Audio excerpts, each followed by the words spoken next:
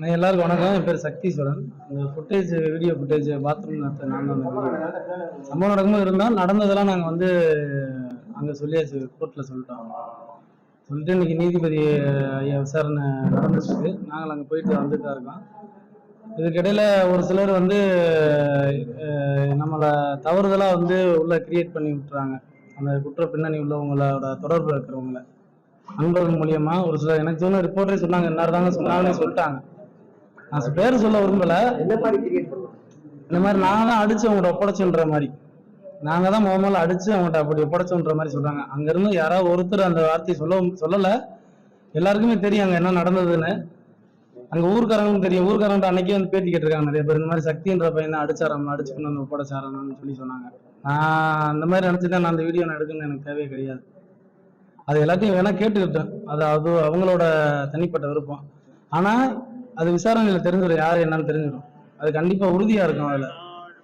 ஆனா கொஞ்சம் கூட மனிதாபிமானமே இல்லாம நான் தான் பண்ணினேன்னு ஒரு நான் பூசாம, இது அவனுக்கே நடந்திருந்தாலும் நான் அந்த வேலையை அவங்க வீடியோ எடுத்து கண்டிப்பா நான் அவனுக்காக போராடி இருப்பேன் நான். ஆனா நான் என்னையும் அவனை இந்த இதுல சம்பந்தப்படுத்துன்ற வகையில பேசுறது ரொம்ப மன உளைச்சல் இருக்கு இந்த 2 நாளா. அவன் மாமான்றது வார்த்தை சொல்ல மாட்டேன். நான் ஜாதி மதம் பார்த்து பழகுறவன் நான் கிடையாது. ஏன்னா விசாரிச்சு பார்த்துக்கங்க. கடைசி நேரம் வரையும் மாமா அப்படின்னு சொல்லி அவன் கண்ணில் பார்த்தேன் நான். அவ்வளவுதான். இந்த மற்ற விஷயம் நான் சொல்லிட்டேன். அவ்வளவுதான். இந்த அவனுக்கு கொஞ்சமாச்சும் உறுத்தணும்ன்றக்காக தான் நான் சொல்றேன். அவங்க கோர்ட்டே அன்னைக்கு ஹைகோர்ட் டைரக்ஷன் ஐயா நீதிபதி என்ன சொன்னாங்கன்னா, அவங்களுக்கு ப்ரொடெக்ஷன் கொடுங்கன்னு உடனே கொடுங்கன்னு அன்னைக்கு சொன்னாங்க. ஆனா அது யாருக்கு எனக்கு பிரச்சனை இல்லை. நான் என் உயிர் போனா கூட நான் அதை பத்தி கவலைப்படலை. ஆனா இது நான் வந்தவனை தான் என்னை சார்ந்த மற்ற சாட்சிகளும் ரெடி ஆனாங்க. ஒரு சிலர் பயந்தவங்க கூட. ஆனா இன்னைக்கு அவங்க பயப்பட ஒரு சூழ்நிலை உருவாகி இருக்கணும்னு எனக்கு ஒரு மாதிரி தோணுது. எனக்கு பிரச்சனை இல்லை. நான் என்னைய பத்தி கவலைப்படலை. நான் எல்லாத்தையும் துணிஞ்சுதான் நான் ரெடியா நிக்கிறேன். நான் அரசவோ மற்ற காவல்துறை உயர் அதிகாரிகளோ நான் தவறு சொல்லலை. அன்னைக்கு நடந்த சம்பவம் குற்றத்துக்கு சம்பந்தப்பட்டவங்க எல்லாத்தையுமே நடவடிக்கை எடுங்கன்னு தான் நான் என்னோட கோரிக்கை. நான் அரசவோ யாரையுமே நான் தவறுதலா சொல்லலை. இது சப்போர்ட் பண்ண மீடியாவுக்கும் மற்ற அனைவருக்குமே நன்றி. பாதுகாப்பு எங்களுக்கு கண்டிப்பா கொடுக்கணும், ப்ரொடெக்ஷன் கொடுத்தே ஆகணும் கண்டிப்பா. அந்த இளைஞர்லாம் ரொம்ப பயந்துருக்காங்க. கூடயே இருந்தவங்க சம்பவத்துல அந்த நிகழ்வுல இருந்து வெளியே வர முடியாத சூழ்நிலையில இந்த மாதிரி ஒரு பிரச்சனைகள் போலீஸுக்கு ஆப்போசிட்டா போகும்போது அவங்களால மனசு வெளியில சொல்ல முடியல. அவங்களால பேசவே மாட்டாங்க. அந்த மாதிரி சூழ்நிலையில இருக்காங்க. அதை அவங்களை கொஞ்சம் ரொம்ப போர்ஸ் பண்ணாங்க. அவங்களுக்கு கொஞ்சம் பாதுகாப்பு கொடுங்க.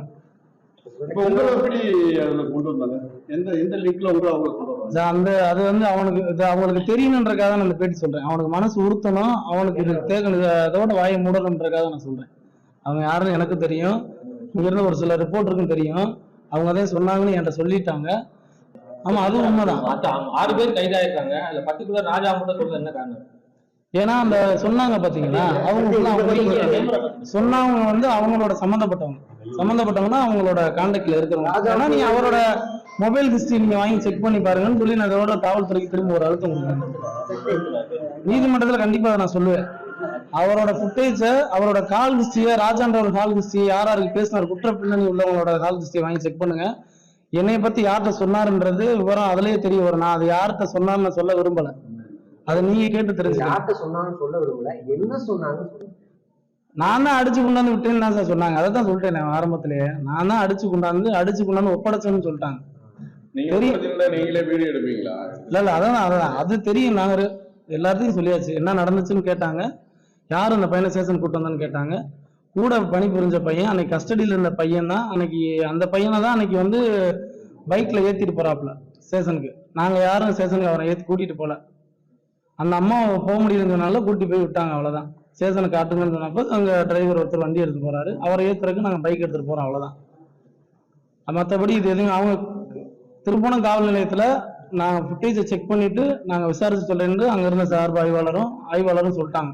நாங்க ஃபுட்டேஜை செக் பண்ணணும், வீடியோ ஆராயாம நாங்க எந்த நடவடிக்கை எடுக்க முடியாம அப்படின்னு சொல்லிட்டாங்க. சரிங்க சார்ட்டு நாங்க கிளம்பி வந்துட்டோம். அதுக்கப்புறம் என்ன நடந்துச்சு எங்களுக்கு தெரியாது. ஆமா ஆமா பெட்டிஷன் கொடுத்ததுக்கு அப்புறம் உங்ககிட்ட காவல்துறை தரப்புல வந்து ஏதாவது இல்ல பேசப்பட்டது யாரும் கால் பண்ணல, யாரும் கால் பண்ணல, கேட்கல. மெயில் எத்தனை மணிக்கு நேத்து night வந்து ராஜா மிரட்டதா கடிதத்துல சொல்லிருக்கீங்க. அப்படி என்ன மிரட்டினாங்க? அவர் நேரடியா மிரட்டல சார், நேரடியா யாரும் மிரட்டல, சொல்லி விடுவாங்கள பார்த்துருக்க சொல்லுங்க அந்த மாதிரி. நவீனோட குடும்பத்துக்கு உரிய பாதுகாப்பு முன்னாடி, இப்ப நவீன் முன்னாடி இருந்து இப்ப ரொம்ப ஸ்ட்ராங்கா இருக்காப்புல. அதனால அவருக்கு அந்த அதோட மனநிலை குறையாத அளவுக்கு அவருக்கு உரிய பாதுகாப்பு வழங்கணும். என்னைய பத்தி நான் கவலைப்படல சார். எனக்கு நீங்க பாதுகாப்பு கொடுக்குறாங்க கொடுக்கல எனக்கு தேவையில்லை. அந்த பசங்களுக்கு கண்டிப்பா பாதுகாப்பு. அவங்க நம்பி வந்துட்டாங்க. அவங்க அந்த பையனை கூட இருந்து பயணிச்ச பையன் என் கண்ணு முன்னாடி நடந்த விஷயங்கள சொல்லியிருக்கான், நாங்களும் சொல்லியிருக்கோம். அதுல ரொம்ப பயந்து போயிருக்காங்க அந்த பசங்க எல்லாருமே, இன்க்ளூடிங் நானும் தான். என்னால தூக்கம் வரல எனக்கெல்லாம் சுத்தமா. ஒரு நீதி கேட்டு ஒரு நீதி தெய்வத்தை, நீதி வழங்கக்கூடிய தெய்வமா தான் இங்க மடப்புறம் காளியம்மன் இருக்காங்க. அங்கேயே ஒரு விஷயம் நடந்துச்சு, இப்ப நீதி அநியாயமா நடந்துருச்சுன்றதான் இன்ன வரைக்கும் என்னால ஏத்துக்கிற முடியல. அத ஒரு மன கஷ்டம் ரொம்ப இருந்துச்சு எனக்கு. அவனை காப்பாற்ற முடியலன்ற வருத்தம் எங்களுக்கு இருக்கு.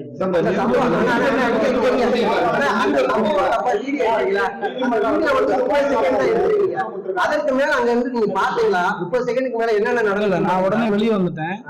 வெளியே வந்துட்டேன்னா அதுக்கப்புறம் அந்த திரும்ப ஏன்னா உள்ள ஒருத்தவங்க வர மாதிரி இருந்துச்சு ஆஃபீஸ்ல, அந்த பக்கம் பின்னாடி வசல் வழியா நான் டக்குன்னு கட் பண்ணிட்டு வெளியில வந்துட்டேன். பிளே ஸ்டோர் மற்றும் ஆப் ஸ்டோரில் இருந்து பாலிமர் செயலியை QR கோடு மூலம் பதிவிறக்கம் செய்யுங்கள். செய்திகளை உடனுக்குடன் பெறுங்கள்.